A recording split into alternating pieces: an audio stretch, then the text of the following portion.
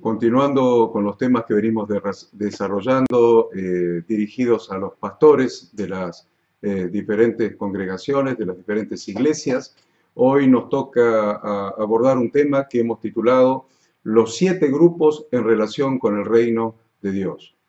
En el ministerio terrenal de nuestro Señor Jesucristo podemos identificar claramente varios grupos de personas en relación con el evangelio del reino que Él predicaba.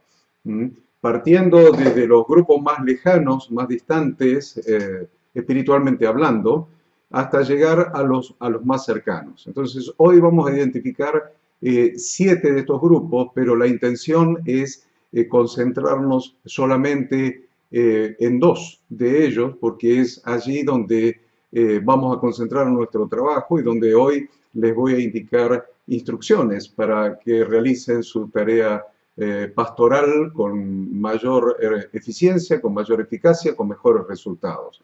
Entonces vamos inmediatamente a considerar cada uno de estos 7 grupos. Primero los voy a enunciar para aquellos que toman nota, para que aquellos que toman nota puedan identificar uno por uno, para que después cuando los describimos y establecemos principios y cosas que hacer con relación a cada uno de ellos, estemos ubicados dentro del esquema global de esta enseñanza. Los grupos, entonces, primero para enunciarlos y dar una breve definición de cada uno, estos 7 grupos son, primero, los gentiles. El primer grupo lo llamamos los gentiles. Es interesante notar en los evangelios que Jesús no tuvo un mensaje para los gentiles, no lo tuvo. Ahora, ¿qué son los gentiles según las Escrituras?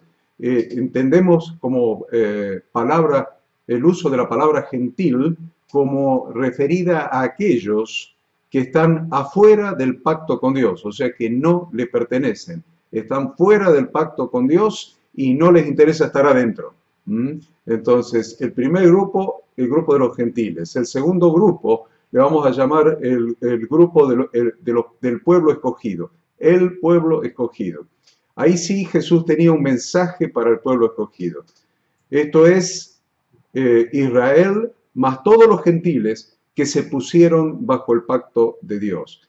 Y Jesús tenía un mensaje específicamente para Israel. Recuerden siempre que en Israel nosotros incluimos a los gentiles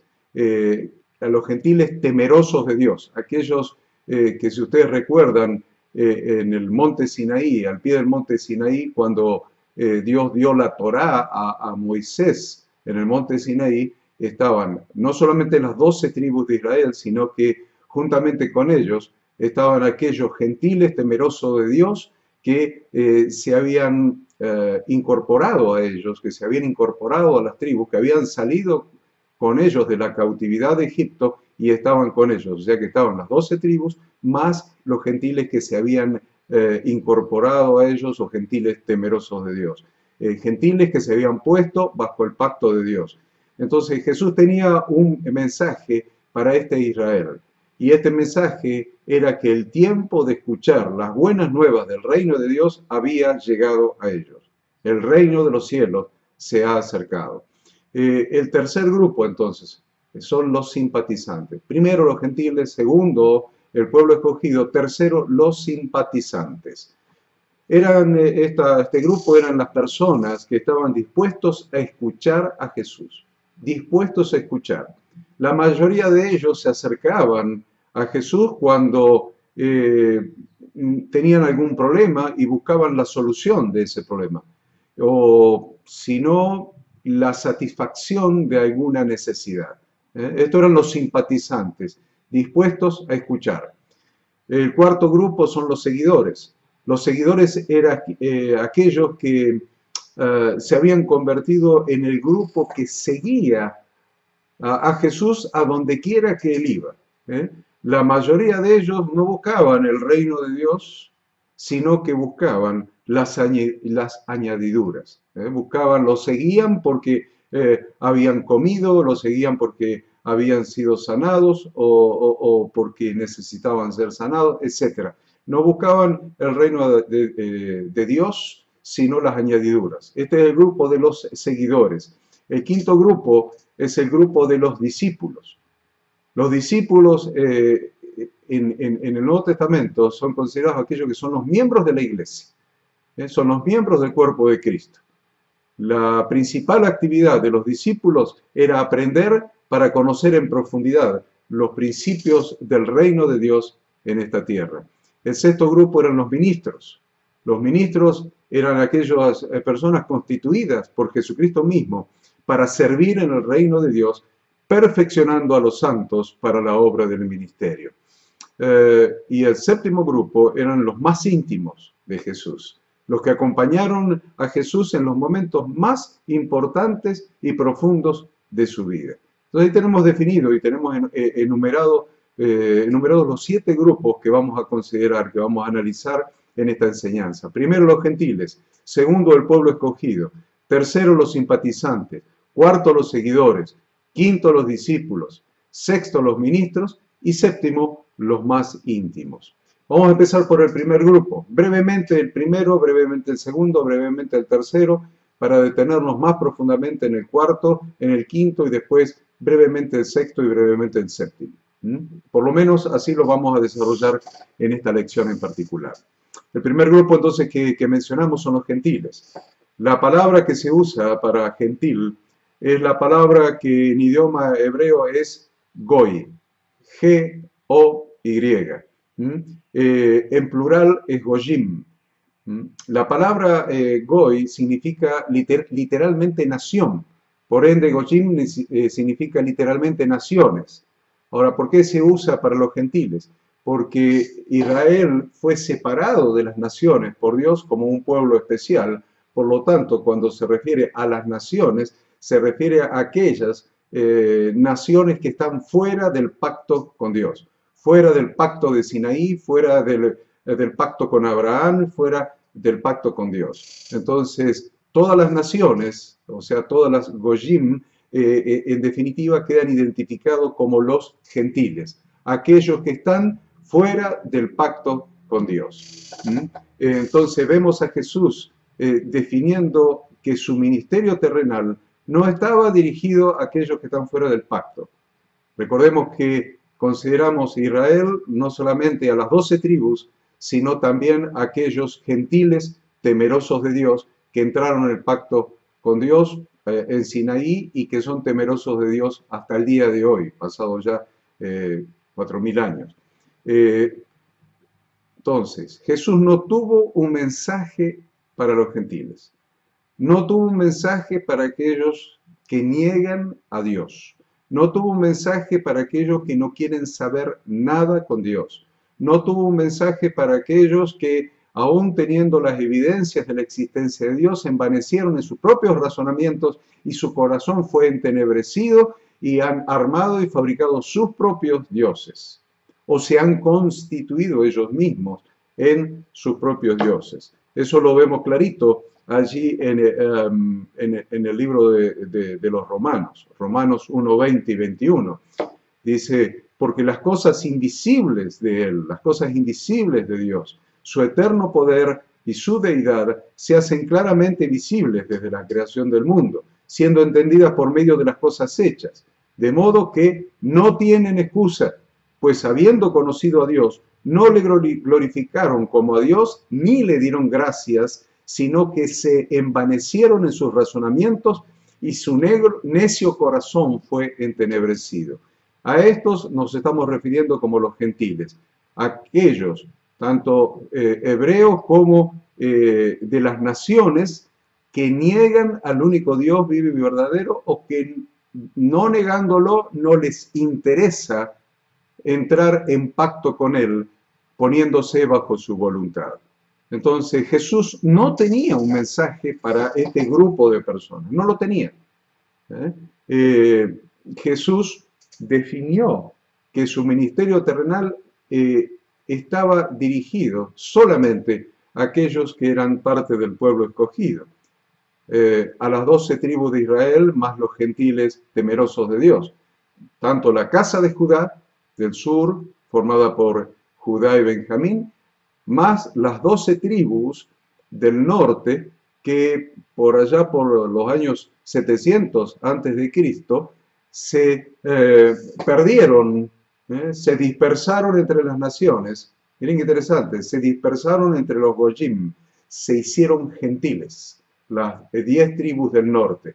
Entonces Jesús definió claramente su ministerio, dirigido a las 2 de Judá, de la casa de Judá, más las 10 de la casa de Efraín, incluyendo a los gentiles temerosos de Dios. Y así direccionó la actividad de sus discípulos, de sus apóstoles, sus 12 apóstoles. Les dice, a estos 12 envió Jesús y les dio instrucciones diciendo, por camino de gentiles no vayáis. Clarísimo. No tenía un mensaje para los gentiles. Y en ciudades samaritanos no entréis, sino id antes a las ovejas perdidas de la casa de Israel. Y yendo, predicad diciendo, el reino de los cielos se ha acercado. Esa dirección de Jesús la tenemos en Mateo, la tenemos en Marcos, la tenemos en Lucas. Entonces, ¿por qué incluyo a aquellos gentiles, aquellos que no nacieron hebreos, aquellos que nacieron de las naciones, pero que su corazón no están circuncidados según la carne, pero su corazón sí está circuncidado? Son temerosos de Dios, buscan a Dios. Y acuérdense que Jesús dijo que el que busca, halla. ¿Por qué nos referimos a estos gentiles como parte del pueblo? Porque así lo define Mateo 12, del 18 al 21. Dice, aquí mi siervo, a quien he escogido, refiriéndose a Jesús de Nazaret, mi amado, en quien se agrada mi alma, pondré mi espíritu sobre él, y a los gentiles anunciará juicio. No contenderá, ni voceará, ni nadie oirá en la calle su voz.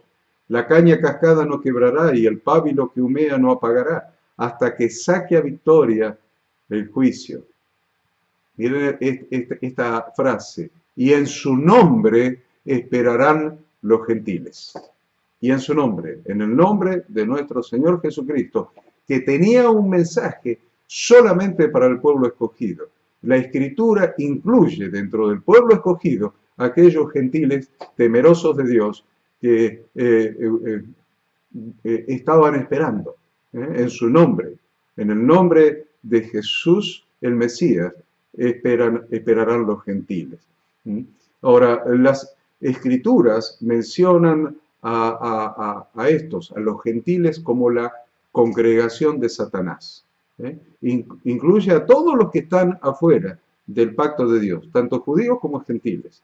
Dice Apocalipsis 2:9, yo conozco tus obras y tu tribulación y tu pobreza, pero tú eres rico.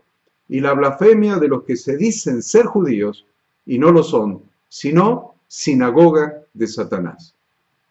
A este grupo que niega a Dios, a este grupo que no le interesa entrar en pacto con Dios, a este grupo que no teme a Dios ni le interesa a Dios de ninguna manera, que son sus propios dioses o han buscado dioses extraños, ídolos, para este grupo Jesús no tiene un mensaje, no hay un mensaje de reino. Así que esto solamente vamos a decir en relación con este primer grupo, los gentiles. Vamos a pasar ahora a considerar el segundo grupo, al que lo hemos llamado el pueblo escogido. Segundo grupo, el pueblo escogido.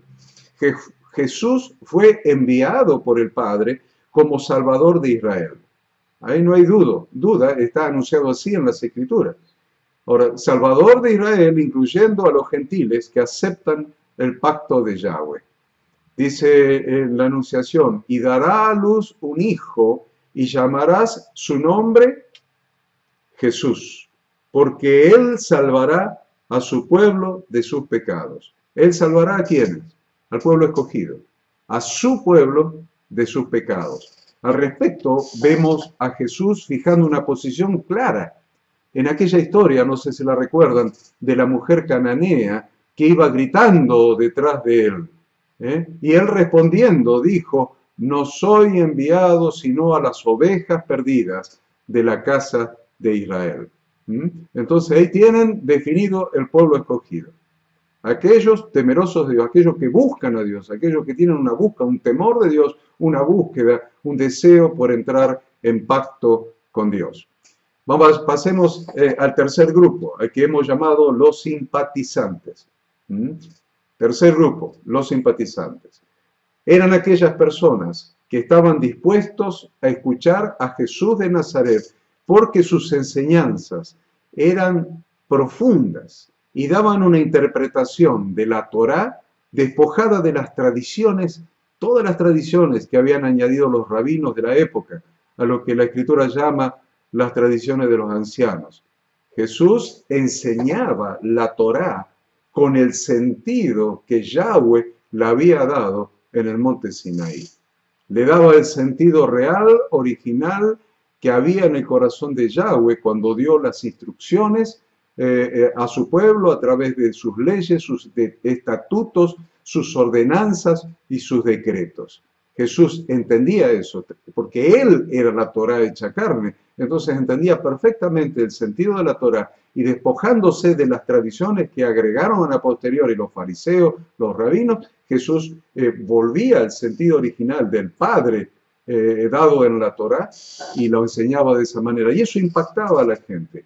Y muchos tenían el corazón abierto para buscar estas enseñanzas, para tratar de entender la Torá de Dios, para tratar de entender lo que Dios había querido decir como instrucción para vida de su pueblo, y Jesús les enseñaba esa vida, les enseñaba esas instrucciones claramente como Dios las había dado. Gente que se acercó dispuesta a escuchar. Interesante. Andrés, el hermano de Simón Pedro. Andrés y Pedro, los dos. Andrés fue a buscar a Pedro y los dos vinieron y estuvieron hasta tarde con Jesús en su casa. ¿Dispuestos a escuchar? Escuchándolo, de hecho. Ahí tienen.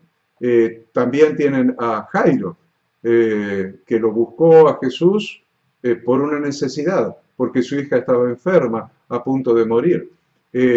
Lo van a encontrar al centurión romano buscando a Jesús. Lo van a encontrar al joven rico acercando a Jesús y haciéndole preguntas. Van a encontrar a la mujer que tocó el manto de Jesús, que tenía flujo de sangre y fue sanada. Lo van a encontrar a Nicodemo viniendo a Jesús de noche, haciéndole preguntas. Lo van a encontrar a Zaqueo queriendo ver a Jesús subiéndose a un árbol sicómoro porque era bajo de estatura, etc. Además, Jesús entendía las necesidades más profundas de la gente. Jesús entendía sus necesidades más profundas, sanaba sus enfermedades y hasta les daba de comer. Por eso vemos siempre al Maestro rodeado de grandes multitudes de simpatizantes, que simpatizaban con el carisma, con la gracia, con la compasión, con la sabiduría de Jesús y con el poder del Espíritu de Dios que actuaba a través de él. Por eso mismo allí en Mateo, en dos capítulos de Mateo, en el capítulo 14 y en el capítulo 15, encontramos que Jesús lo seguía una gran multitud, o no digamos lo seguía, estaba con él una gran multitud escuchando su palabra, y él les dio de comer. En el capítulo 14 le dio de comer a 5.000 hombres, más la mujer y los niños, y en el capítulo 15 le dio de comer a 4.000 hombres, más las mujeres y los niños. Gran multitud de simpatizantes. Que sean simpatizantes no quiere decir más que eso. Estaban dispuestos a escuchar, dispuestos a escuchar. Nosotros tenemos gente que está dispuesta a escuchar en las ciudades donde nos ha tocado establecer el reino de Dios. Tenemos gente que está dispuesta a escuchar. Gente que cuando hablamos del reino de Dios escucha con atención. Presta atención a lo que decimos, a lo que enseñamos. Hay gente que se acerca cuando tiene una necesidad porque sabe que tenemos algo. Sabe que tenemos relación con Dios, tiene una necesidad y viene a pedir oración, viene a pedir socorro, viene a pedir una palabra de consuelo, una palabra de aliento, una palabra de ánimo. Son simpatizantes, ni siquiera creen en los términos bíblicos, pero sí se acercan. Entonces, ¿cuál es nuestro objetivo? Nuestro objetivo es transformar simpatizantes en seguidores. Creo que estamos en el grupo 3. Bueno, nuestro objetivo es transformar gente del grupo 3 en el grupo 4. Simpatizantes, transformarlos en seguidores. Y después nuestro objetivo es transformar seguidores en discípulos. Y después nuestro objetivo es transformar discípulos en ministros. Ahí tienen un encadenamiento de estos 3 grupos que son los que más me interesan para darles esta enseñanza en este momento. ¿Es? Transformar simpatizantes, gente que tiene el corazón abierto para escuchar, simpatizantes en seguidores y seguidores en discípulos y discípulos transformarlos en ministros. Así que este es el propósito de esta enseñanza que yo les estoy dando en este momento. Entonces, ¿qué métodos podemos utilizar para transformar simpatizantes en seguidores? Que es el paso primero que yo les proponía recién. Simpatizantes en seguidores. ¿Qué métodos podemos utilizar? Bien, es bíblico y así lo utilizamos en las iglesias que están relacionadas conmigo como padre espiritual desde probablemente hace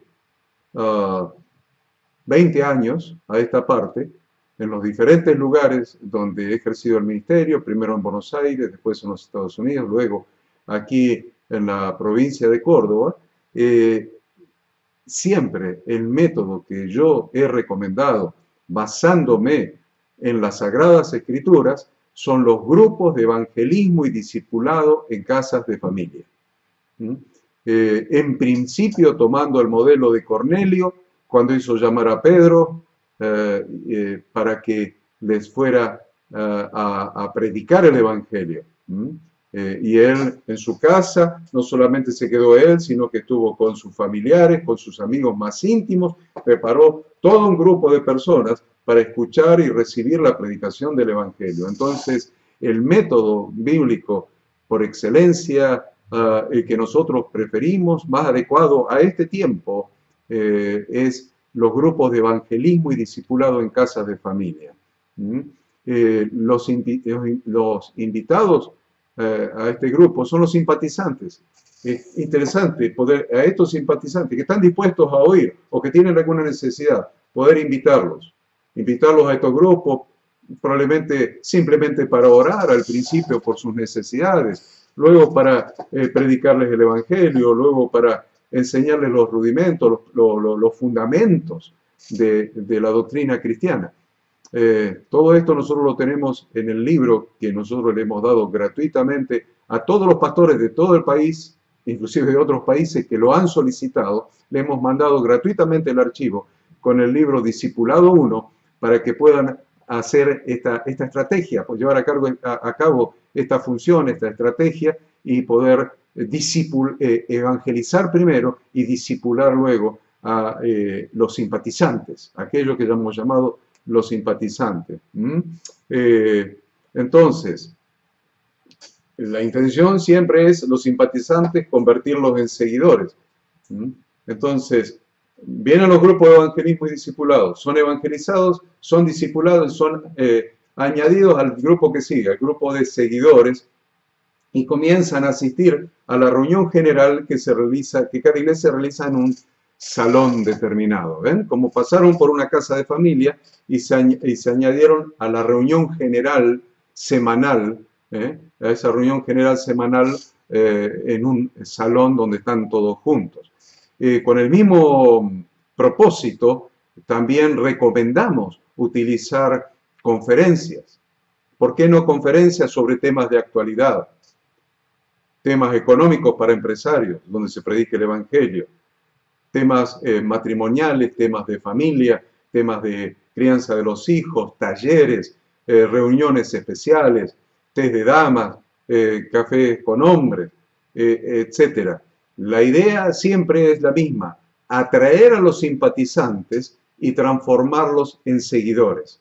Que los simpatizantes se conviertan en seguidores, añadirlos a esas reuniones generales, semanales, que hacemos en el salón de reuniones. Entonces ahí llegamos al punto 4, que es donde más me voy a detener, en el 4 y en el 5. Llegamos al punto de los seguidores. Punto 4, el grupo número 4 son los seguidores. Entonces, llamamos seguidores a aquellos que están asistiendo a esa reunión general semanal. Ahora, es importante determinar que estos son seguidores. ¿Qué quiere decir seguidores? Bueno, vamos a tener que analizar en la Biblia a ver quiénes eran los seguidores de Jesús. Si los seguidores de Jesús eran la iglesia, eran parte de su cuerpo, o no eran la iglesia, ¿qué eran? Si eran discípulos, no eran discípulos. Estos interrogantes los vamos a tratar de contestar viendo a Jesús, porque les aseguro que nuestro ministerio actual tiene que ser absolutamente concordante con el ministerio que ejerció Jesús. No podemos inventar nada nuevo. Jesús hizo todo. Jesús fue apóstol, fue profeta, fue evangelista, fue pastor y maestro. Entonces, cualquiera sea nuestro ministerio, tiene que ser concordante con el ministerio de Jesús y vamos a pasar por las mismas situaciones, las mismas circunstancias, las mismas dificultades que pasó Jesús, pero vamos a tener que hacer también el mismo trabajo que Él hizo. El trabajo que Él hizo es, llevó una predicación a un pueblo escogido. En especial lo escucharon los simpatizantes, o los que tenían alguna necesidad, o los que estaban abiertos a escuchar sus enseñanzas. Pero después se formaron multitudes que lo seguían, se convirtieron en seguidores. Jesús los convirtió en seguidores. Luego Jesús lo que hizo es a esos seguidores convertirlos en discípulos. Y luego de los discípulos seleccionó a sus ministros, seleccionó a 12 a los que los envió a predicar, les dio autoridad para sanar, para echar fuera demonios, y los llamó apóstoles, es decir, enviados a predicar el evangelio del reino de los cielos, y ahí tenemos a los ministros. Entonces Jesús fue haciendo ese trabajo. Yo no les estoy enseñando nada nuevo, nada diferente, solamente les estoy enseñando a que hagan el trabajo que hizo Jesús, y no andemos tomando algún atajo que termine no siendo un atajo, sino una trampa en la que caigamos y no produzcamos el resultado que hay que producir, que es terminar trayendo gente a que forme parte del cuerpo de Cristo. Obviamente ustedes me dirán, pero algunos vienen por los grupos de evangelismo y discipulado en casa de familia y se añaden a los seguidores, o sea, los que se reúnen semanalmente en un lugar, en un salón, en un local, en la reunión general. Pero no todos pasan por los grupos de evangelismo y discipulado en casa de familia. Tampoco todos provienen de una reunión especial, una conferencia, un taller, un té o lo que sea. Algunos pasaban por la puerta y entraron, vinieron solos. Otros, sabiendo que había un lugar de reuniones ante una necesidad, fueron, asistieron solos, de motu propio. Otros fueron invitados por algún hermano que los invitó a venir directamente a esa reunión general. Lo concreto es que en esa reunión general nosotros tenemos a los seguidores. Entonces, en el tiempo de Jesús, ¿qué pasó? En el tiempo de Jesús de Nazaret, estas personas eran ni más ni menos que como los seguidores actuales de los grandes personajes del Evangelio. Piense, ya pensaron en algún gran personaje del Evangelio. Tal vez un músico, tal vez un gran predicador, tal vez un gran evangelista, tal vez, que viene de vez en cuando, hacen sus giras y se acercan y vienen.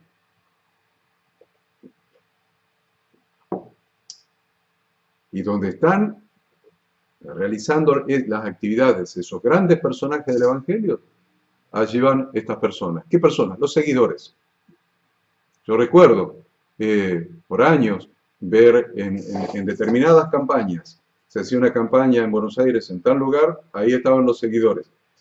Y se terminaba la campaña en ese lugar, que duraba mucho tiempo, y la campaña iba a otro lugar, y uno asistía a alguna reunión y veía muchísima gente que había estado en la campaña anterior que viajaba a ese lugar. Y después la campaña se hacía en otro lugar, tal vez más distante, y la misma gente se habían convertido en los seguidores. Es eso mismo que pasa con estos grandes personajes del Evangelio, pasaba con Jesús. Lo seguían a donde iban, buscando, ¿qué cosas? Buscando algo especial. ¿Mm? Para ver si reciben alguna cosa especial, a ver si recibo en esa reunión, ese gran hombre de Dios, recibo algo especial. ¿Eh? Algún toque especial, alguna unción, alguna palabra profética, alguna sanidad. Entonces vamos, mira quién viene, vamos. Interesante que algunos vienen, pero después regresan a los países de donde han venido. Entonces van a los eventos que hacen, pero en otros casos, como yo les comentaba de las campañas hace 20, 30 años atrás, la gente iba de un lugar a otro siguiendo a ver si alguna unción, algún toque, alguna sanidad, algo, alguna cosa especial recibían de parte de esa persona, de ese siervo de Dios. Entonces, en la época de Jesús no era diferente, era exactamente igual, exactamente igual. La Escritura nos dice que aconteció que cuando Jesús terminó estas palabras, se alejó de Galilea y fue a las regiones de Judea, al otro lado de Jordán, y le siguieron grandes multitudes. Interesante. Y los sanó allí. Se alejó de Galilea y fue a las regiones de Judea, al otro lado del Jordán. Y le siguieron grandes multitudes y Jesús los sanó allí. ¿Por qué los seguían? Para cambiar su vida, para escuchar las instrucciones de Dios enseñadas por el gran rabino, el gran maestro Jesús, para transformar su vida, para alinear su vida con las instrucciones de Dios. No, lo seguían por las añadiduras, lo seguía porque Jesús lo sanaba. Dice también en otro lado, mas Jesús se retiró al mar con sus discípulos y le siguió gran multitud de Galilea y de Judea, de Jerusalén, de Idumea, del otro lado del Jordán y de los alrededores de Tiro y de Sidón. De todos lados. Oyendo cuán grandes cosas hacía. No era por las instrucciones de Dios, no era por la palabra de Dios, era por las cosas que hacía, grandes cosas que hacía.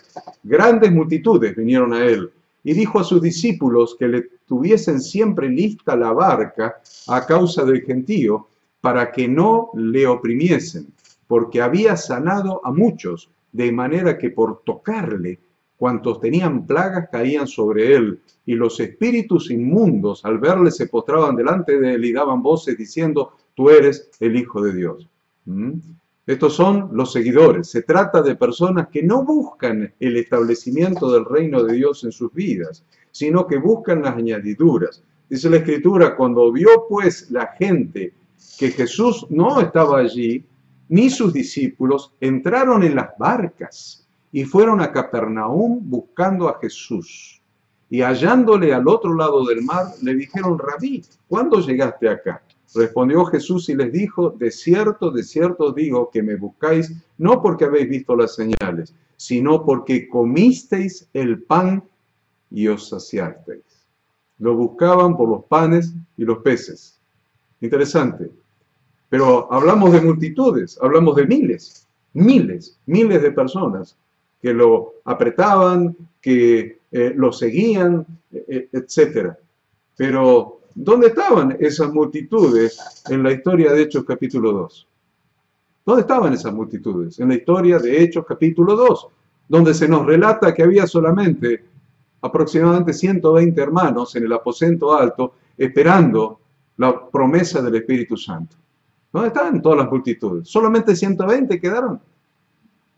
Se dan cuenta que las multitudes de seguidores no son la iglesia, no son el cuerpo de Cristo. Son seguidores que siguen a Jesús por las añadiduras.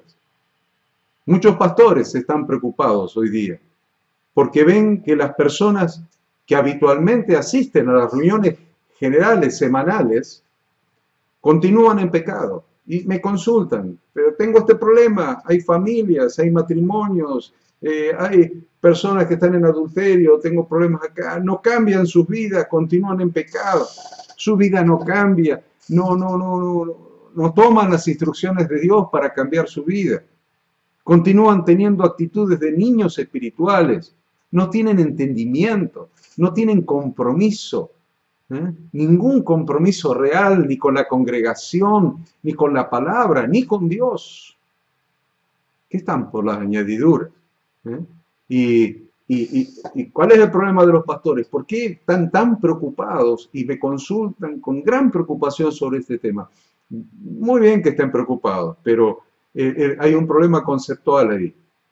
Ellos piensan que esa es la iglesia, que esa es el templo santo formado por piedras vivas, que es el cuerpo de Cristo. Esa no es la iglesia, ese es el grupo de seguidores. Ellos piensan que esa es la iglesia y llegan a sentirse fracasados en su labor pastoral. Mirá los resultados, no cambian de vida, no tienen testimonio, siguen en pecado, no crecen, vienen un tiempo y se van, después aparecen de nuevo, después no aparecen, cuando tienen problemas vuelven. ¿Qué es esto? Estamos fracasando como pastores. Quiero decirle, queridos pastores, no está fracasando como pastor. En ese punto por lo menos no. Gracias a Dios que has logrado a los simpatizantes convertirlos en seguidores y traerlos a ese ámbito donde escuchan la palabra y donde la palabra puede obrar en sus corazones. Son seguidores, no son discípulos. La iglesia está formada por los discípulos, no por los seguidores. Estos son seguidores, no discípulos. Mateo 7:21, Jesús lo dice muy claramente. No todo el que me dice Señor, Señor entrará en el reino de los cielos, sino el que hace la voluntad de mi Padre que está en los cielos. A ver si lo digo de vuelta. ¿Cuál es la iglesia? La iglesia son aquellos que vienen los domingos a la reunión general y cantan y danzan y vienen buscando algo, hasta lloran, hasta reciben algún toque y se van y siguen viviendo de la misma manera que cuando vinieron. No hay cambio, no hay temor de Dios, no hay compromiso ni con Dios, ni con la iglesia, ni con su palabra. Eso es la iglesia. Jesús lo está aclarando muy terminantemente. No todo el que me dice Señor, Señor entrará en el reino de los cielos, sino el que hace la voluntad de mi Padre que está en los cielos. Y ahí tenemos algo muy claro. Ya nos estamos dando cuenta que no todos los que están en esa reunión general son discípulos. Nos estamos dando cuenta que son simplemente seguidores que vienen por las añadiduras. Y gracias a Dios que vienen, porque nos da la oportunidad de convertirlos, de transformarlos de seguidores en discípulos. Mientras que los tengamos allí, queridos pastores, tenemos la oportunidad de transformarlos de seguidores, de simples seguidores, en discípulos. De transformarlos de seguidores a parte del cuerpo de Cristo. Transformarlos en parte de la iglesia. Algo más le voy a decir las escrituras. Es muy interesante esta escritura para entender esto. Vamos a ver a estos seguidores y su relación con las enseñanzas de Jesús. Porque por ahí pasa la cosa. La cosa pasa por la palabra. ¿Qué es lo que transforma? La palabra. Es el lavacro del tabernáculo. Hay que pasar por el lavacro, hay que santificarse, porque sin santidad nadie verá al Señor. Entonces necesitan la palabra para santificarse, para cambiar de vida, para transformar sus principios, sus conceptos, sus ideas, sus actitudes, sus pensamientos. Necesitan la palabra. Entonces, si nosotros vemos la actitud de los creyentes de la época de Jesús en relación con las enseñanzas de Jesús mismo, en relación al reino de Dios, y cómo Jesús determinó quiénes son verdaderamente discípulos, y determinó que sus discípulos son aquellos que aceptan su palabra. Sus discípulos son aquellos que aceptan su palabra. Dice la Escritura, el Espíritu es el que da vida, La carne para nada aprovecha. Las palabras que yo os he hablado son espíritu y son vida. Las palabras que yo os he hablado, está hablando Jesús a sus seguidores. Miren qué interesante, le está hablando a esos que tenemos en la reunión congregacional, la reunión general, a los seguidores. Las palabras que yo os he hablado, como maestro de la palabra de Dios, como rabino de Torá, porque yo soy la Torá hecha carne, dice el Señor, soy el verbo hecho carne, según los primeros versículos del Evangelio según San Juan. Jesús era maestro de Torá, era rabino de Torá, rabino de Antiguo Testamento, maestro de las instrucciones de Dios contenidos en la Torá, contenidos en el Antiguo Testamento. Entonces Jesús dice, las palabras que yo os he hablado, las palabras que yo os he hablado son espíritu y son vida.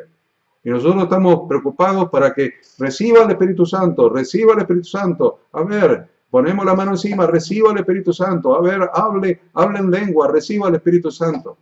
Hay una sola manera de estar lleno del Espíritu Santo y es estar lleno de las palabras de Dios. Llenos de la palabra de Dios, porque la palabra de Dios, las palabras que Jesús enseñó, que es la palabra de Dios, son las instrucciones de Dios para la vida, las instrucciones de Dios para vivir, para transitar, para ser transformados. Las instrucciones de Dios son espíritu y son vida. No podemos estar orándole en esas reuniones generales a gente que sigue metida en sus pecados, en sus delitos, en sus pecados, en sus concupiscencias, que son guiados por la carne. Y estamos orándole, recibe el Espíritu Santo, recibe, habla en lengua. Hermanos, pastores queridos, ¿qué estamos haciendo? Si queremos que sean llenos del Espíritu Santo, enseñémosle la palabra de Dios, enseñemos la palabra de Dios, enseñemos la palabra de Dios, que es lo que hacía Jesús. Y las palabras que Jesús enseñaba son espíritu y son vida. Son espíritu y son vida. Y sigue diciendo la Escritura. Pero hay algunos de vosotros que no creen, porque Jesús sabía desde el principio quiénes eran los que no creían y quién le había de entregar. Y dijo, por eso os he dicho que ninguno puede venir a mí si no le fuere dado del Padre. Desde entonces, muchos de sus discípulos volvieron atrás. ¿Saben por qué volvieron atrás? Porque no eran discípulos. Porque no eran discípulos. Eran seguidores. Muchos de sus discípulos volvieron atrás y ya no andaban con él.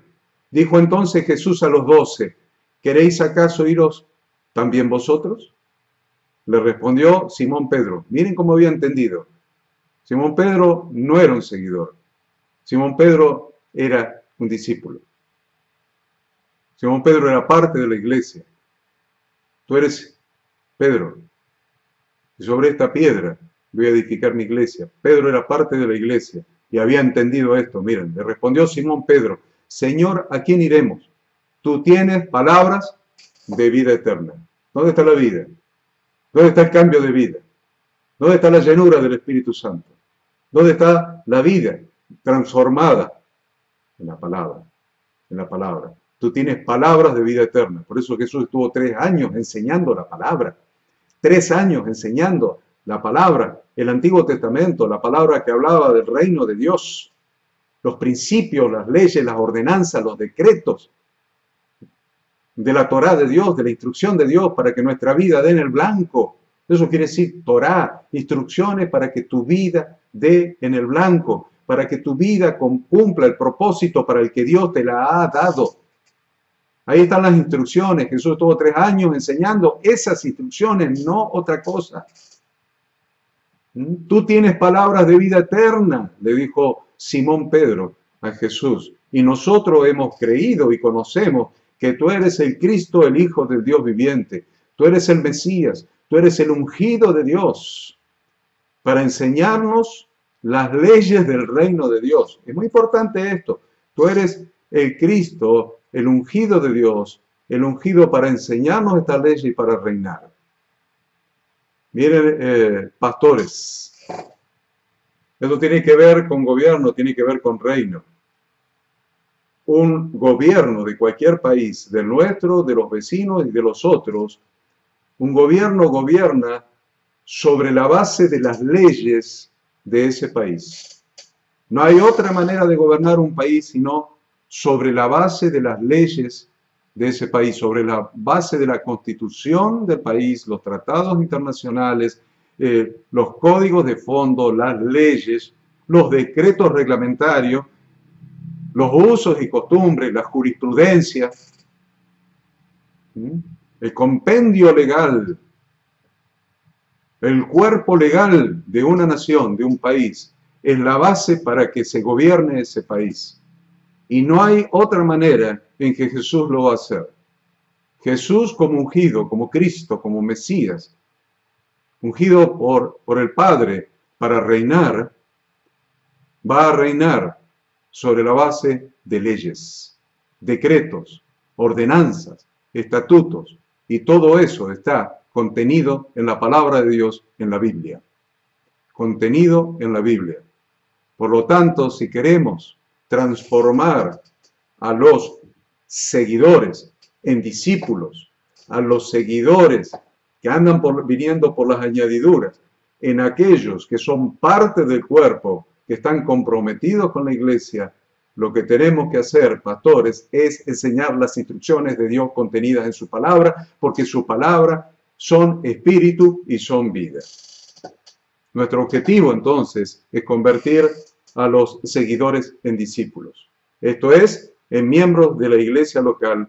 Esto es, miembros del cuerpo de Cristo. Y llegamos al punto número 5, al grupo número 5, los discípulos. Los discípulos son los miembros de la iglesia local. Por ende, miembros del cuerpo de Cristo. Son las piedras vivas que edifican el templo santo para morada de Dios por el Espíritu. Los discípulos son el cuerpo en el que se manifiestan plenamente el Espíritu Santo, derramando sus dones sobre ese cuerpo. ¿Para qué? Para la mutua edificación. Frente a este grupo estamos en presencia de una congregación o grupo de personas que verdaderamente creen de la manera bíblica. Creen de la manera bíblica y que han asumido un compromiso inquebrantable con la iglesia local. No son los que se van y vienen, los que se enojan con Dios porque no les hizo el milagrito. No estoy enojado con usted, pastor, usted es muy buen pastor, usted es muy bueno, pastor, usted es muy bueno, pero yo me he alejado porque estoy enojado con Dios. ¿Estoy enojado con Dios? ¿Semejante barbaridad? ¿Se escucha en la iglesia? Sí que se escucha. Se escucha, pero de aquellos que son los seguidores. Nunca se va a escuchar una cosa así de aquel que verdaderamente se ha convertido en un discípulo y ha establecido un compromiso inquebrantable con Dios, con su palabra y con la iglesia local. Los discípulos son aquellos que aprenden y hacen la voluntad de Dios. Aprenden y hacen. Por eso son discípulos, porque aprenden. Alumnos, discípulos, aprenden y hacen la voluntad de Dios. Han asumido un compromiso firme con el aprendizaje de las instrucciones de Dios contenidas en la Biblia, escudriñando la palabra y buscando conocer al Dios de la Biblia a través de la Biblia. Anhelan que el propósito de su vida surja a través de la revelación de la palabra de Dios. ¿Cuál es el propósito de tu vida? ¿Cuál es el propósito de la vida? Preguntémosle a la gente de estos seguidores que vienen cada domingo a la reunión general. ¿Cuál es el propósito de tu vida? ¿Para qué vivís? ¿Para qué vivís? ¿Cuál es el propósito? ¿Cuál es la finalidad? ¿Cuál es el propósito de tu vida? Debemos enseñarle que el propósito de su vida debe surgir de la revelación de la palabra de Dios. Por eso Jesús decía, el discípulo no es superior a su maestro, mas todo el que fuere perfeccionado será como su maestro. Tenemos que enseñar la palabra de Dios para que encuentren el propósito de su vida en la instrucción de Dios. ¿Saben qué? Los discípulos son la familia de Jesucristo. Esto me encanta. Los discípulos son la familia de Jesucristo. Porque los discípulos son los que hacen la voluntad del Padre que está en los cielos. Dice la Escritura que extendiendo su mano Jesús hacia sus discípulos dijo, he aquí mi madre y mis hermanos. ¿Quiénes? Sus discípulos. He aquí mi madre y mis hermanos. Porque todo aquel que hace la voluntad de mi Padre que está en los cielos, ese es mi hermano y hermana y madre. ¿Quién es? Aquel que hace la voluntad de mi Padre que está en los cielos. ¿Cómo puede la gente hacer la voluntad del Padre que está en los cielos si no se la enseñamos? Si estamos entreteniéndolo con mensajes emotivos, alentadores, de autoayuda, psicológicos, para que se sientan bien. Enseñémosle las instrucciones de Dios, porque para ser discípulo, para ser familia de nuestro Señor Jesucristo, hay una sola condición, hay una sola condición. Todo aquel que hace la voluntad de mi Padre que está en los cielos, este es mi hermano y hermana y madre. Los discípulos son aquellos creyentes que tienen la mente y corazón abiertos para recibir las revelaciones más profundas de la palabra en relación con el propósito eterno de Dios de establecer su reino a través de su Hijo, que nos marca el camino para regresar al Padre a través de la Torá hecha carne, que es Jesús. Aquellos discípulos son personas que desean escuchar la voz de Dios a través de su palabra. Desean escuchar la voz de Dios a través de su palabra. Miren, dice la Escritura, entonces, despedida la gente, entró Jesús en la casa, y acercándose a él sus discípulos le dijeron, explícanos la parábola de la cizaña del campo. ¿Cuánto tiempo habían estado escuchando a Jesús y enseñando a la gente? Sin embargo, no se cansaron. No es porque la predicación duró 1 hora, qué cansado que estamos. La predicación, la enseñanza duró 1 hora y media, qué cansado que estamos. Vamos a casa a descansar, a mirar televisión. Miren pastores, ¿cuánto tiempo habría estado Jesús enseñando? Entraron con Jesús en la casa y ¿saben lo que hicieron? Tenían hambre de la palabra. Eran discípulos, tenían hambre de la palabra. Explícanos la parábola, explícanos, queremos saber más, explícanos. Muy interesante eso. Los discípulos van a escuchar la voz de Dios. Los discípulos van a escuchar la voz de Dios. Dice, mientras él aún hablaba, una nube de luz lo cubrió en la transfiguración. Y aquí una voz desde la nube que decía, este es mi Hijo amado, en quien tengo complacencia a él oír. Al oír esto, los discípulos se postraron sobre sus rostros y tuvieron gran temor. Los discípulos son aquellos que escuchan la voz de Dios. Son personas, además los discípulos son personas entendidas en los tiempos. Interesante esto, son personas entendidas en los tiempos. ¿Qué quiere decir personas entendidas en los tiempos?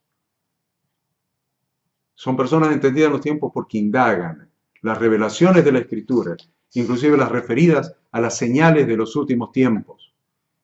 Dice la Escritura que estando él sentado en el monte de los olivos, los discípulos se le acercaron aparte diciendo, dinos cuándo serán estas cosas y qué señal habrá de tu venida y del fin del siglo. Respondiendo Jesús les dijo, mirad que nadie os engañe.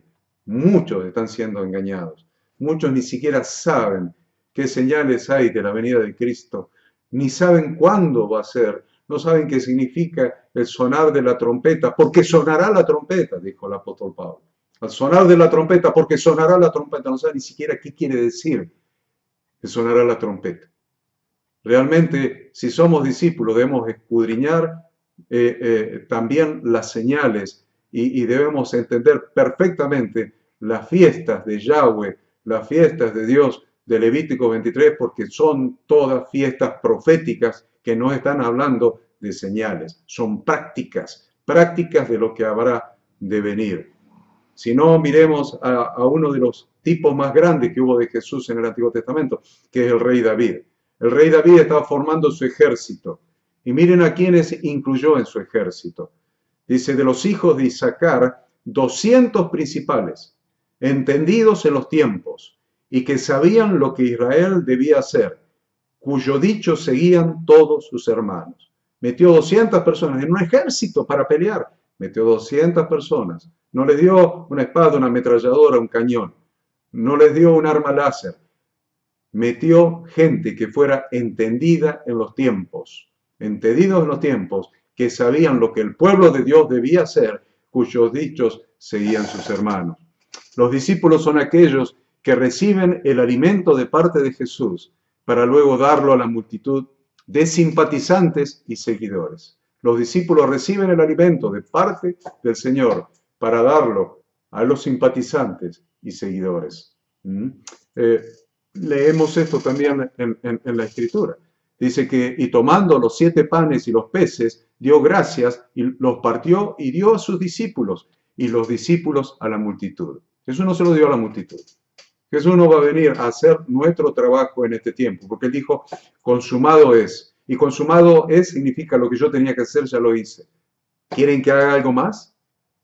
¿Quieren que haga algo más? Di mi vida. ¿Qué más quieren que haga? Ahora le toca a ustedes. Pastores, ahora le toca a ustedes. Discípulos, le toca a ustedes. Yo lo que tenía que hacer ya lo hice. Entonces Jesús nos da el alimento para que ese alimento nosotros se lo demos a la multitud. Tanto a los simpatizantes como a los seguidores, para que también se conviertan, se transformen en discípulos. Por eso el apóstol Pablo decía claramente, lo que has oído de mí ante muchos testigos, lo decía Timoteo, a su hijo espiritual, lo que has oído de mí ante muchos testigos.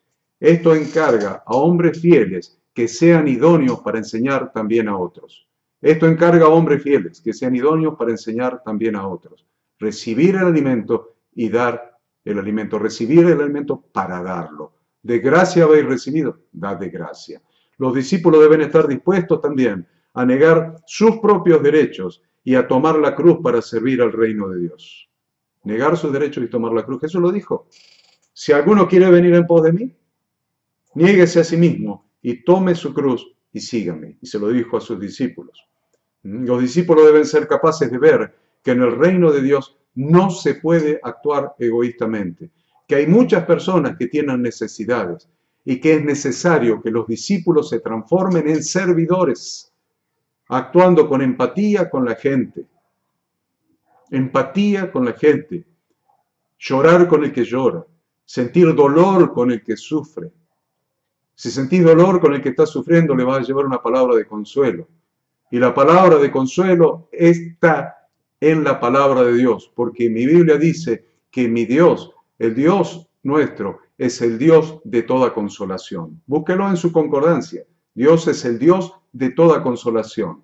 Si nosotros tenemos empatía con la gente, vamos a llevarle la palabra de Dios. Jesús dice que al ver las multitudes, tuvo compasión de ellas, porque estaban desamparadas y dispersas, como ovejas que no tienen pastor. Entonces dijo a ¿quiénes? Dijo a sus discípulos, a la verdad la mies es mucha, mas los obreros pocos. Rogad pues al Señor de la mies que envíe obreros a la mies. No sirve de nada el conocimiento si no nos sirve para transmitirlo, para darle de comer a las multitudes, tanto a los simpatizantes para convertirlos en seguidores y a los seguidores para transformarlos en discípulos. Los discípulos han entendido.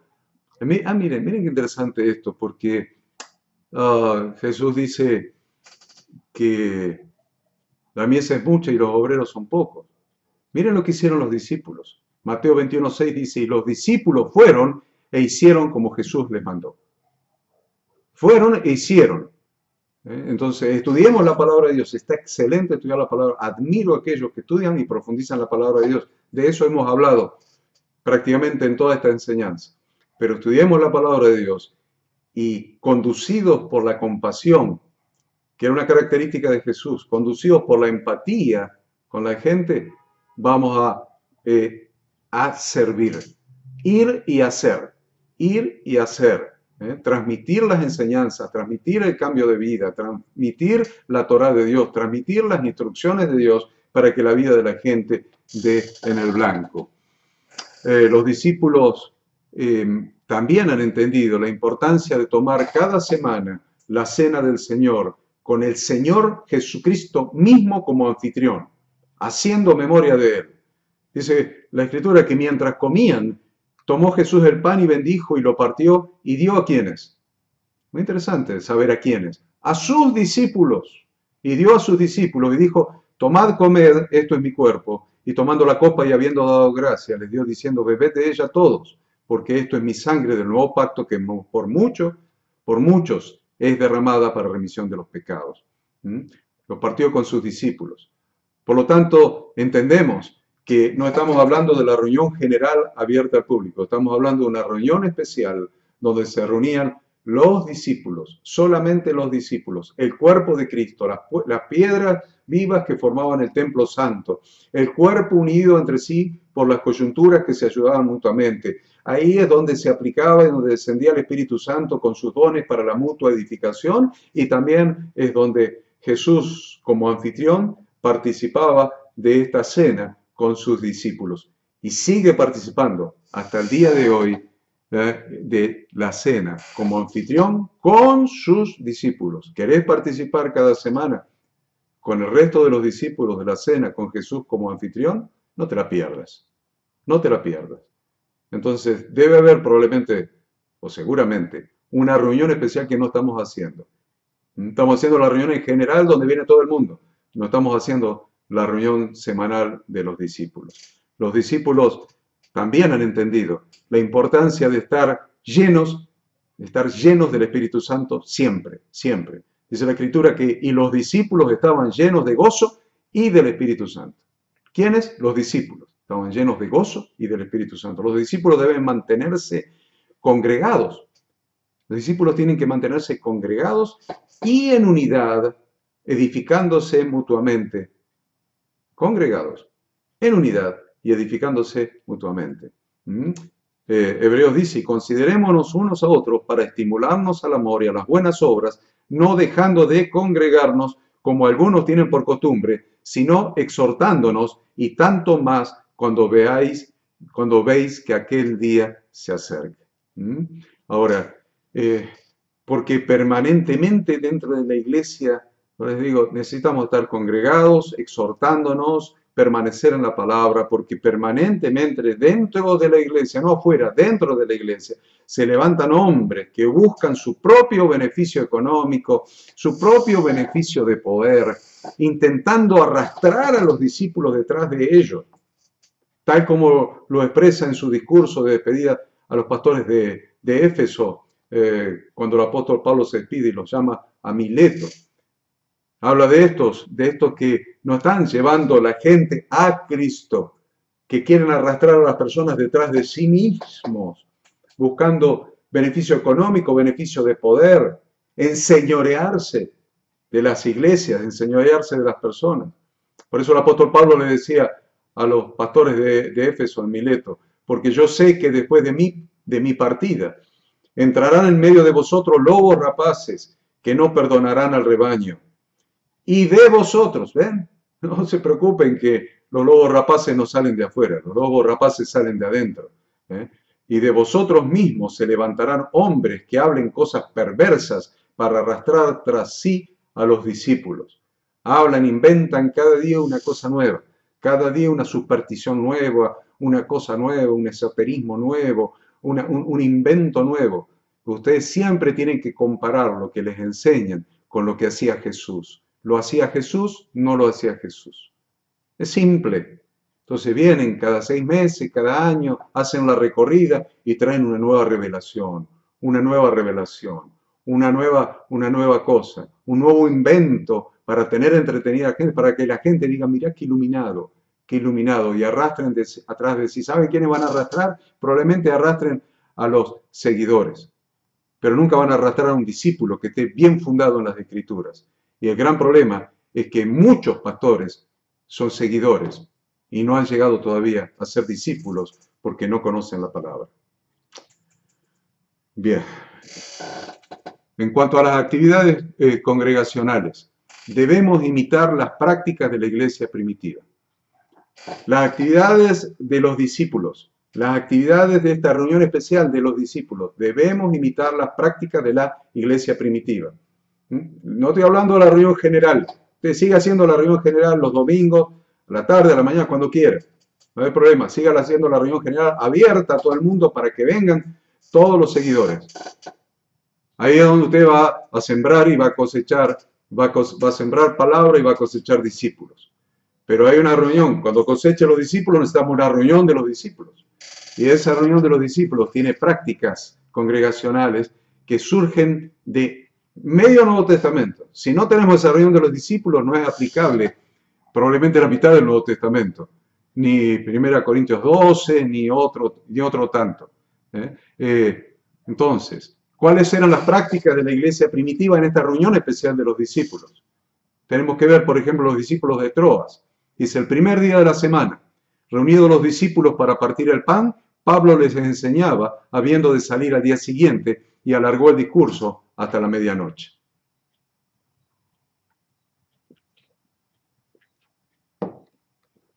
¿Por qué? El primer día de la semana. Muchos dicen, ¿ves que es el domingo? ¿Ves que es el domingo? La iglesia primitiva se reunía el domingo, que es el día del Señor, porque es el día que resucitó el Señor. Olvídense del domingo. Olvídense del Sunday, el día del sol. Sun, sol, day, día. Olvídense del domingo. Primer día de la semana. Vamos a entender lo que es primer día de la semana. Los discípulos entendían lo que dice Levítico 23 con relación al día de reposo y que en el día de reposo debe haber santa convocación. Cuando ustedes lean en todo el Antiguo Testamento santa convocación, fiestas de santa convocación quiere decir de reunión congregacional. Vamos al lugar de reuniones y toda la congregación se reúne cuando dice santa convocación.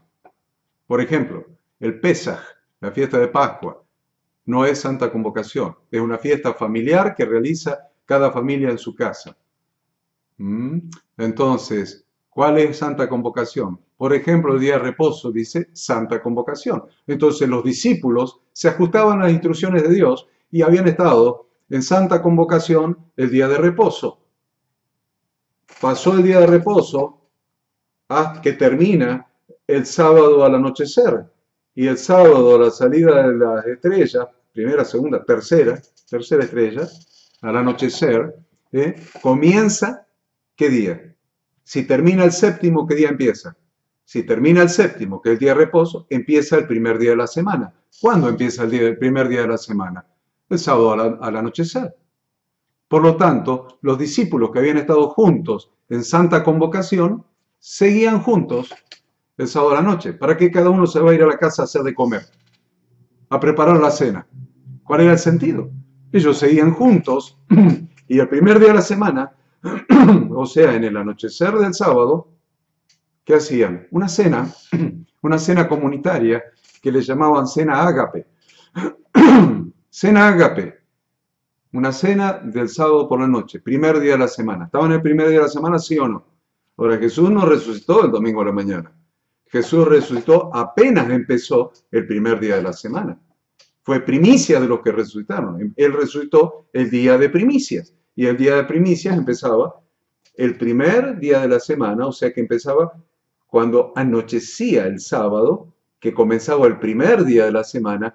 Ahí fue el momento que resucitó Jesús. Si querés reunirte cuando resucitó Jesús, ese es el momento de reunirse. Y eso es lo que hacían los cristianos primitivos, lo que hacían los de la iglesia neotestamentaria. Reunidos el primer día de la semana para partir el pan, Pablo les enseñaba habiendo de salir al otro día. Entonces, ahí es donde se ubica esa cena del sábado a la noche, o sea, del primer día de la semana, esa cena comunitaria donde los ricos tenían provisión para los pobres, compartían sus alimentos, las diferentes clases sociales, se eliminaban las diferencias, era una cena ágape. Muy interesante, otro día vamos a hablar de esa cena ágape. Lo concreto es que ellos estaban juntos y partían el pan en una cena comunitaria. Entonces, ¿qué les quiero aclarar? Que antes habían tenido la santa convocación. ¿Qué es la santa convocación? La reunión de los discípulos. No sé en qué momento habían tenido esa reunión de santa convocación. Entonces, ahí donde, según el Nuevo Testamento, se aplicaban todas esas escrituras que se refieren al ejercicio de los dones del Espíritu y a la mutua edificación o a la edificación de la iglesia, y están relacionadas todas las enseñanzas del Nuevo Testamento con la reunión semanal de este grupo, el grupo de los discípulos, a quienes la Biblia llama la iglesia. La Biblia lo llama la iglesia, a esto lo llama la iglesia, no a los simpatizantes, no a los seguidores. A los discípulos la Biblia los llama la iglesia. Fíjense si no lo que dice la Escritura, si pues toda la iglesia, toda la iglesia dice, se reúne en un solo lugar y todos hablan en lenguas y entran indoctos e incrédulos, ¿se dan cuenta que no era abierta al público? Era de los discípulos solamente y era algo accidental que pasó un indocto, un incrédulo por la calle, vio luz y entró. Era un accidente, era una excepción. Dice, y entran indoctos o incrédulos, no dirán que estáis locos, pero si todos profetizan y entra algún incrédulo o indocto, por todos es convencido, por todos es juzgado. Lo oculto de su corazón se hace manifiesto, y así postrándose sobre su rostro, adorará a Dios, declarando que verdaderamente Dios está entre vosotros. Y miren cómo era la actividad de esa reunión especial de los discípulos, esa santa convocación. Miren cómo era la actividad. Lo sigue diciendo en el versículo siguiente, dice, ¿qué hay pues, hermanos? ¿Qué hay pues, hermanos?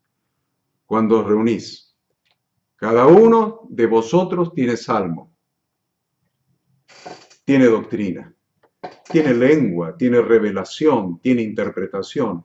Hágase todo para edificación. Eso no se puede hacer en una reunión general del domingo a la tarde, abierta a que venga la mayor cantidad de gente, y hay niños espirituales, hay inconversos, hay gente que está metida en el pecado, borrachos, drogadictos, prostitutas, más los discípulos también ahí, pero me dan cuenta que es algo general, la reunión general. No, todo esto que está explicando, que está enseñando el Nuevo Testamento, es factible de realizar en esta santa convocación o reunión exclusiva de los discípulos, que son la iglesia, que son el templo santo para morada de Dios por el Espíritu, que son el cuerpo de Cristo, que unido entre sí por las coyunturas, que se ayudan mutuamente según la función de cada uno, recibe su crecimiento y se edifica en amor.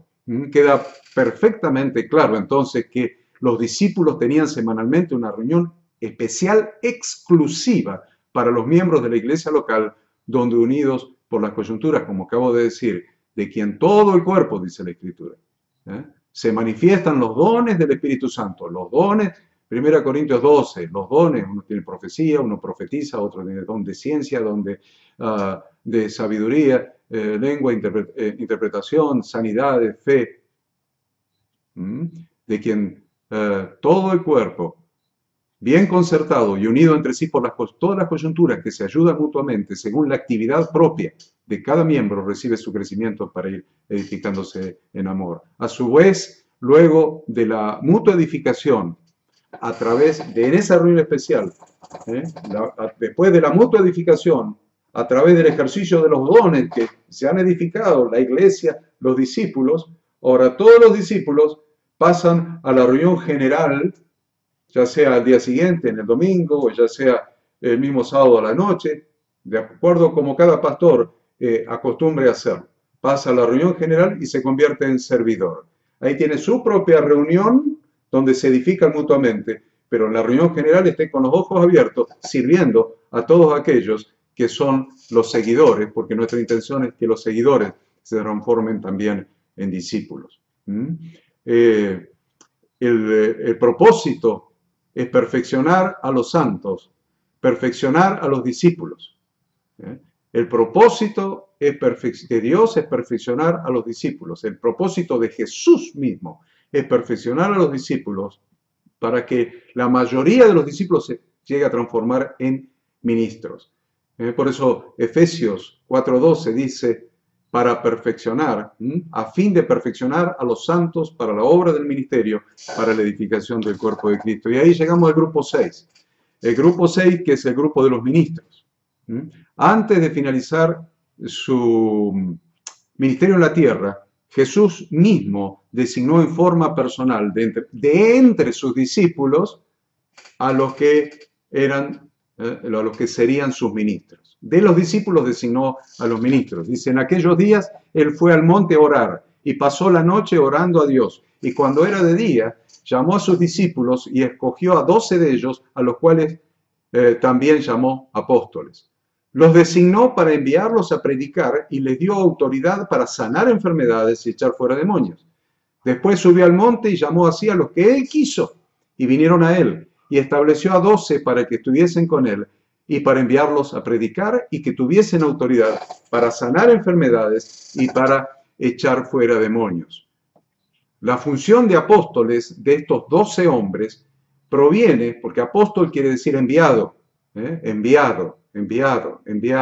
Entonces, la función de apóstoles de estos 12 hombres proviene de que fueron escogidos y enviados por Jesús de Nazaret a predicar, es decir, a continuar la obra que él personalmente venía realizando.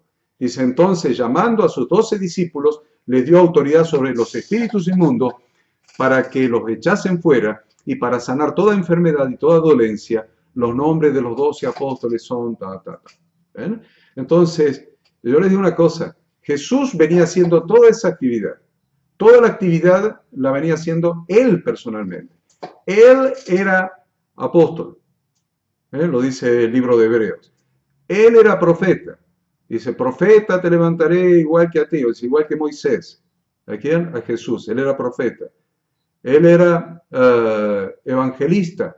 Arrepentíos porque el reino de los cielos se ha acercado. Él era evangelista. Él era pastor y maestro. Yo soy el buen pastor su vida da por las ovejas. Maestro, rabí, permanentemente. Todos esos ministerios que él solo tenía la facultad, la capacidad, como hijo de Dios, lleno del Espíritu de Dios, que podía hacerlo, él después escogió 12 personas para que hagan lo que él solo hacía. Y hoy día escoge muchas personas especiales a los que a unos le da una función de la que él ejercía, a otros otra, a otros otra y a otros otra. Eso lo encuentra usted, que en la actualidad Jesús sigue designando a estas personas, como llamó a los 12, sigue llamando ministros, sigue llamando personas que continúen con lo que él estaba haciendo, con lo que él hizo en su ministerio en la tierra, por eso llamamos ministros, lo que hizo él en su ministerio en la tierra. Él los sigue constituyendo de forma personal. Acá la Escritura es muy clara, no son dones del Espíritu, no, él los constituye él en forma personal porque son continuadores de su propia obra, de la obra que él venía haciendo. Y eso lo encontramos en Efesios 4:11. Dice, y él mismo constituyó a unos apóstoles, a otros profetas, a otros evangelistas y a otros pastores y maestros. ¿Para qué? Para que continúen su obra. ¿Cuál era la obra? A fin de perfeccionar a los santos, o sea, perfeccionar ¿qué grupo? De todos los que vimos. El grupo de discípulos, los que son los santos, lo que es la iglesia. No los simpatizantes, no los seguidores, los santos, los discípulos. Entonces, ¿para qué están los ministros? Para perfeccionar a los santos para la obra del ministerio, para la edificación del cuerpo de Cristo. Miren qué interesante dónde está dirigida la obra de los ministros. A los discípulos, a los santos, para perfeccionarlos para la obra del ministerio, para que hagan la obra del ministerio. Porque nosotros tenemos que lograr que los discípulos hagan la obra del ministerio y tratar de seleccionar de ellos o ver en ellos los llamados por Jesús para convertirlos también en ministros, a fin de perfeccionar a los santos para la obra del ministerio, para la edificación del cuerpo de Cristo, hasta que todos lleguemos a la unidad de la fe y del conocimiento del Hijo de Dios, a un varón perfecto, a la medida de la estatura de la plenitud de Cristo, para que ya no seamos niños fluctuantes, llevados por doquiera de todo viento de doctrina, por estratagema de hombres que para engañar emplean con astucia las artimañas del error, sino que siguiendo la verdad en amor, crezcamos en todo en aquel que es la cabeza, esto es Cristo, de quien todo ¿el cuerpo quiénes son? Los discípulos, de quien todo el cuerpo, bien concertado y unido entre sí por todas las coyunturas que se ayudan mutuamente, según la actividad propia de cada miembro, recibe su crecimiento para ir edificándose en amor. Bien, este era el grupo 6, pero Jesús eligió a 3 amigos, los más íntimos, 3 amigos íntimos de él, que conocerían lo más íntimo de su corazón y los acompañarían a Jesús en los momentos más importantes de su vida.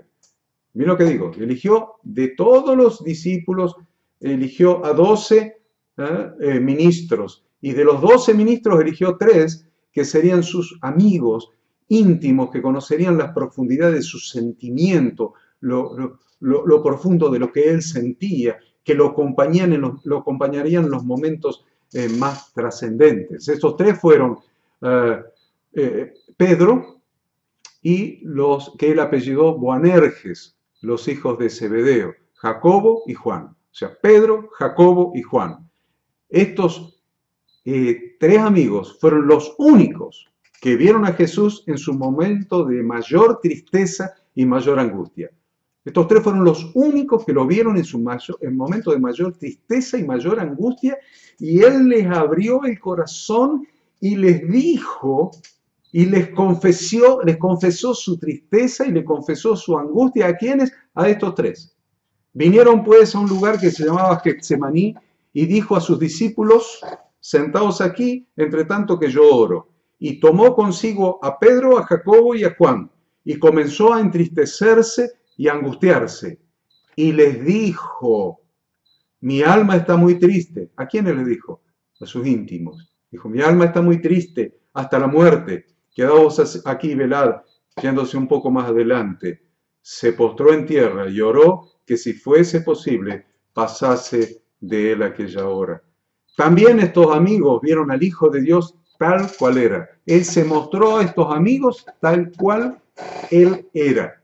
Él no era ese ser humano de carne y hueso que estaba allí todos los días con ellos. No, Él era el Hijo del Dios viviente.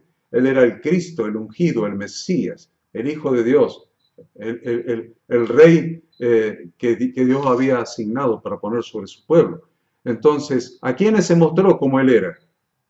A sus tres íntimos, Pedro, Jacobo y Juan. ¿Dónde? En el monte de la transfiguración.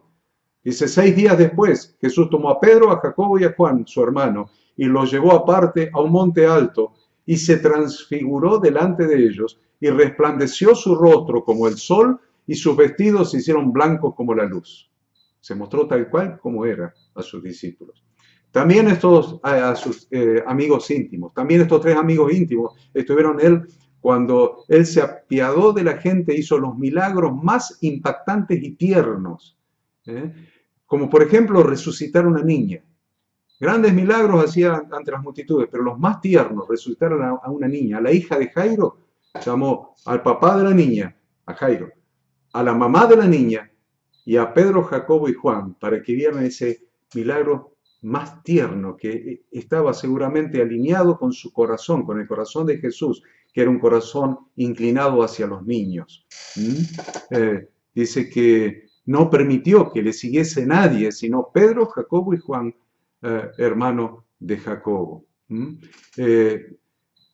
Estos amigos íntimos de Jesús, estoy hablando de amigos íntimos nuestros, queridos pastores, también. Estoy trayendo aquello a hoy, todo lo estoy trayendo a hoy. Son aquellos que ni en las buenas ni en las malas dejan por un instante a su Padre espiritual en soledad. Son aquellos que ni en las buenas circunstancias ni en las malas circunstancias dejan en soledad a su Padre espiritual. Principalmente en los momentos de su ancianidad, cuando se le acorta el tiempo de vida en esta tierra. Como lo hizo Eliseo con Elías, por ejemplo. Leemos en la Escritura que aconteció que cuando quiso Jehová alzar a Elías en un torbellino al cielo, Elías venía con Eliseo de Gilgal. Y dijo Elías a Eliseo: quédate ahora aquí, porque Jehová me ha enviado a Betel. Y Eliseo dijo: vive Jehová, y vive tu alma, que no te dejaré. Descendieron pues a Betel, y salieron Eliseo, los hijos de los profetas que estaban en Betel, y le dijeron: ¿sabes que Jehová te quitará hoy a tu señor de sobre ti? Y él dijo: sí, yo sé, callad. Y en cada lugar al que fue Elías, Eliseo dijo exactamente lo mismo: vive Jehová y vive tu alma, que no te dejaré. Ojalá podamos aplicar todas estas enseñanzas que hemos aprendido en esta disertación, en esta charla que acabamos de tener, la podamos aprender y aplicar en la faz práctica a nuestra actividad pastoral. Cada una de ellas, todas y cada una de estas enseñanzas, poder aplicarlas a nuestra actividad, a nuestra función pastoral de edificación del cuerpo de Cristo. Hemos sido llamados por el mismo Jesús, designado por el mismo Jesús, según Efesios 4:11, para continuar su obra. Y esta ha sido la descripción clara de la obra de Jesús, porque todos los grupos los hemos relacionado con Jesucristo de Nazaret, con Jesús de Nazaret, el Hijo de Dios viviente, el ungido, el Cristo, el Mesías, el Rey que ha de reinar. Deseo que todo esto que hemos aprendido les resulte de utilidad.